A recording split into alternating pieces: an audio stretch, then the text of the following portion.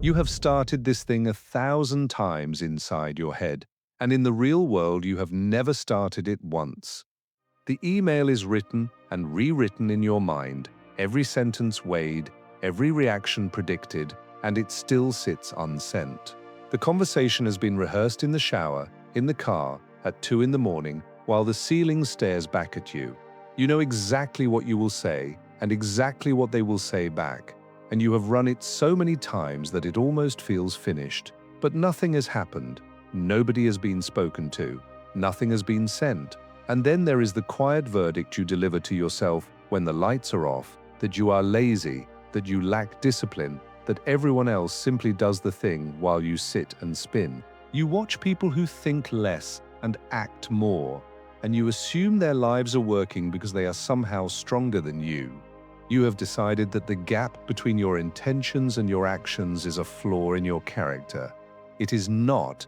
What you are calling laziness is one of the most sophisticated pieces of machinery your brain owns, running exactly as it was built to run. You are not broken, you are over-equipped. And once you understand what this machine is actually doing in there, the freeze stops feeling like a personal failure and starts looking like what it is, a feature that has been left running without an off switch. Here is what is physically happening before you act. Your brain builds a model of the action, a forward model. Your prefrontal cortex and your hippocampus assemble a small, fast simulation of the future, a fake version of the move you're about to make. And here's the strange part. The same motor neurons that would fire if you actually moved begin to fire while you're only imagining it. Your brain is quietly running the action without letting it reach your muscles. There is a valve, and the valve stays shut. Your basal ganglia hold that gate closed. They keep the action sealed off while the simulation runs, and dopamine quietly scores each path the simulation explores. This route, reward or danger? That choice safe or costly? The brain rehearses, predicts where it will fail, updates the model and rehearses again. The gate only opens when the prediction becomes confident enough or when outside pressure spikes high enough to force it. There is a cold logic underneath all of this, and it is the reason you are built this way. Failing inside your head is cheap. Failing out in the world is expensive. So a careful, intelligent brain test runs the expensive thing in the safe place first. This is not dysfunction. This is a high-resolution prediction engine doing precisely what it evolved to do: protect a mind valuable enough to be worth protecting. The trap is subtle. The simulation was built to serve the action, but the loop has no natural point where it closes. You can always run one more pass, and a system that keeps simulating is a system that never has to act. The shield becomes a cage. The rehearsal quietly replaces the performance.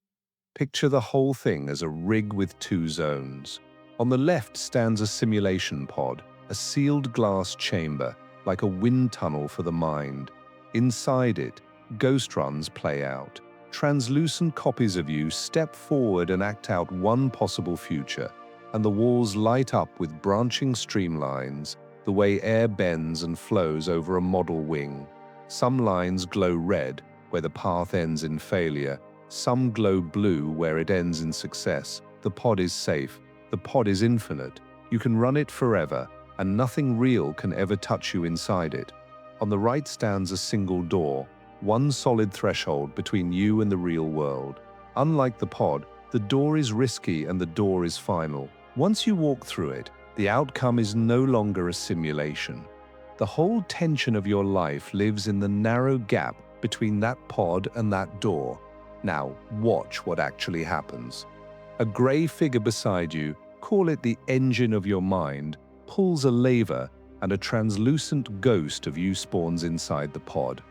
The ghost reaches, slips, falls, the streamlines branch red. You watch, and you learn something real. Good. This is the simulator working as a tool. Then you put your hand on the door handle, and the instant you do, a new ghost run fires. So you pull your hand back to watch it instead. You learn one more thing. Your hand returns to the handle. Another ghost fires. You pull back again. The ghosts begin to pile up inside the pod. 5, 10, 50 frozen translucent versions of you, stacked mid-step, each one mid-reach toward a future you never entered. The gray figure keeps yanking the lever. The door never opens. The loop is locked, and you are the one holding it shut. So how do you open the gate without waiting for a confidence that will never arrive? You stop trying to win the simulation, and you start using it.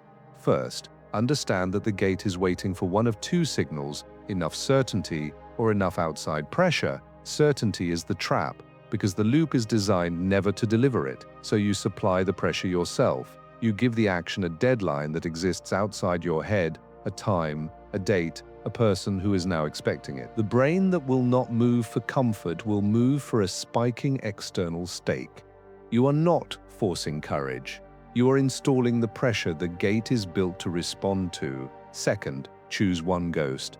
The pod has shown you dozens of simulated paths. Stop generating new ones and select the single best run you have already seen, not the perfect one, the best available one. The moment you commit to a single path, all the competing ghosts have nothing left to do and they collapse. The 50 stacked simulations fold down into one. The thing that was paralyzing you becomes the thing that guides you. The simulation stops being a cage and becomes a kind of armor. Everything you rehearsed, now wrapped around a single committed move. Third, empty the working memory. The freeze is partly a storage problem. Too many open simulations flooding the same limited space, leaving nothing free to actually execute with. So get them out of your head and onto a page. Write down the path, the first step, the feared outcome. Externalizing the loop frees the exact capacity your brain needs to move. The page holds the simulation so your mind no longer has to. Fourth, shrink the first move until it is too small to simulate. The simulator feeds on consequence. So make the opening action so tiny it carries almost none. Open the document, not finish it. Type one line, not the whole message. Walk to the door, not through your entire future. An action small enough slips under the threshold the gate is guarding. And once your body is moving in the real world, the simulation loses its grip. And then, the only step that has ever mattered. With the deadline set, the one ghost chosen, the loop emptied, and the move made small, you put your hand on the handle and you move before the next ghost can fire. Not when the fear is gone. In the narrow gap before the engine pulls the lever again. The door opens because you opened it, and the chosen path glows ahead of you as a guide while you walk it for real. But walking through the door is not the end of the problem. It is the beginning of a different one, because the same engine that simulated everything before you acted does not switch off the moment you move. It turns around. It starts simulating backward, replaying what you just did, scoring it red, asking whether you should have waited and run one more pass after all. The freeze you just escaped has a twin waiting on the other side of every action you take, and it is far quieter, far more convincing. And it has a specific name. That backward loop, the one that punishes you for the exact move you were brave enough to make, is the one we take apart next.